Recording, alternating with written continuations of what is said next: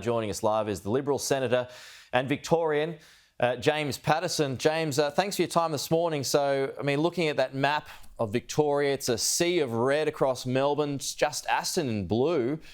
What sort of reading have you had there, and what do you put it all down to? Good morning, Peter. Look, first of all, I should say congratulations to Anthony Albanese and his team. It is no small feat to win opposition from government, and it's a big day for him to be sworn in as Prime Minister today. And I'm very glad that he and Penny Wong can go to Tokyo to represent Australia at the Quad, a critically important regional security meeting, and that we have that certainty after the election. I think in uncertain times that is a good thing. On the result in Victoria, it's certainly very discouraging. I would say we are hopeful about the results in Menzies, and we are certainly not conceding Deakin. We think there's a good chance with the counting of postal votes that we can hold both of those seats.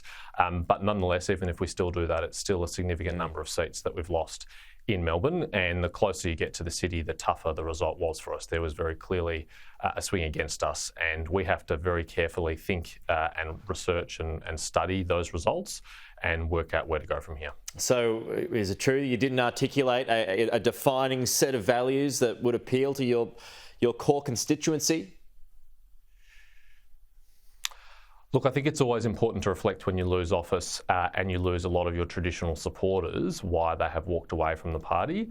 And I think one of the things you could say is that we didn't articulate our Liberal values strongly enough and clearly enough over the last few years.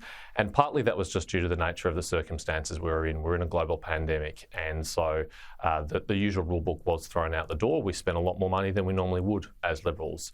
Delivering budget surpluses, which we normally like to do, was just not an option in the middle of a global pandemic and the significant economic supports that had to be put in place. And I think there are some Liberals out there who didn't recognise their traditional Liberal values in our brand. Okay, so what do you do now? Do you become more moderate, or do you write that off and stick to centre-right conservative values? Look, I think this discussion post-election where we have to tack to the left or tack to the right is very typically self-serving. The people who are advocating either of those propositions probably would have advocated it the day before the election, before they knew the results as well. So we should take that with a grain of salt. I think it's about focusing on our core brand equities, on the things that people trust us for, and having confidence that given the very difficult economic circumstances that the world is going through, that Australia is going to have to navigate through, if we are able to re-earn the trust of voters to manage the economy, to manage our national security and defence, that we have a very good prospect of returning to government. I mean, I think the Labor Party's policies are going to exacerbate the challenges that Australia faces. I mean, we have very high inflation driven by global factors, but they're going to spend even more money. They're proposing to re-regulate the labour market by abolishing the Australian Building Construction Commission and the Registered Organisation Commission. These things are going to drive inflation up, not down, and therefore they're going to drive interest rates up, not down, and therefore they're going to drive the cost of living up and not down. And I'm really worried that the exceptional unemployment rate we've left them with at 3.9%, instead of going down as the Reserve Bank and the Treasury have forecast, may in fact go up because Labor Party is going to exacerbate these problems. Who should lead the party? That's a matter for the party room to decide, and there's no candidates officially declared, but I'm pleased that Peter Dutton is considering putting his name forward, and he's been speaking to colleagues over the weekend. My sense is there is a very strong consensus forming that Peter Dutton is the right choice to lead us through these times. Australians have seen him deliver the goods in very tough portfolios, things like the defence portfolio in the last year, where I think he's been our best defence minister in decades, and before that in Home Affairs, where he's protected Australians from terrorism, foreign interference and espionage, and before that where he's protected our borders.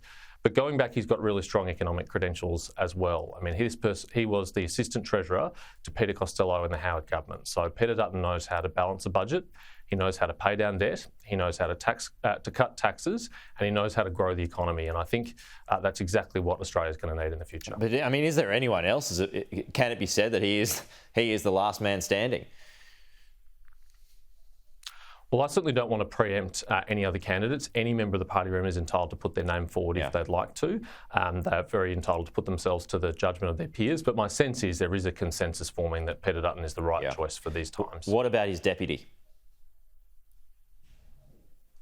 Look, I think that's wide open. I think there'll be a lot of good contenders who are considering throwing their hat in the ring, and I think it'll be important to have some state balance there. Probably have to be someone who's not from Queensland, could be from New South Wales or Victoria or elsewhere. We'll see who puts themselves forward. Should it be a female? Look, I'd like to see a female candidate in the race. I think that is important. It'll ultimately be up to the party room to decide, and there may be more one candidate, but I think it'd be good for the party room to have a choice of a female candidate in that race. Okay, yeah. I mean, I asked Susan Lee about this last hour on the program. She was a bit tight-lipped on that. She doesn't want to be Liberal leader, but she was tight-lipped on being deputy leader, and we can read into that what we will. But, I mean, how does that sound for you, Dutton Lee? Look, it's very early days, Peter, and I understand why someone like Susan Lee wouldn't want to declare on your program, no offence, that they're running. They've got to consult colleagues. But Susan's someone who's a very experienced parliamentarian, who's been a cabinet minister for a long period of time and has contributed a lot to our party. So she should absolutely consider her options and talk to colleagues. Just a final one here. The Greens looks like they're going to hold the balance of power in the Senate. If they don't budge, James, on climate policy, would the moderate Liberal senators cross the floor and just back Labor? I don't know whether they will or not. And again, like I was saying before, Peter, I think we have to be very careful post-election. There'll be some people out there who say we should scrap the climate policy we established in the last 3 years. There'll be others who say we should go much further than it. I think the worst thing for the Liberal Party would be to engage, and the National Party, to engage in another round of climate wars. What Scott Morrison achieved in settling climate policy was a very significant achievement. It involved sacrifice and compromise on both sides. And I think those who are trying to bid it up or bid it down are risking distracting us from the main game. The main game over the next 3 years is going to be the economy.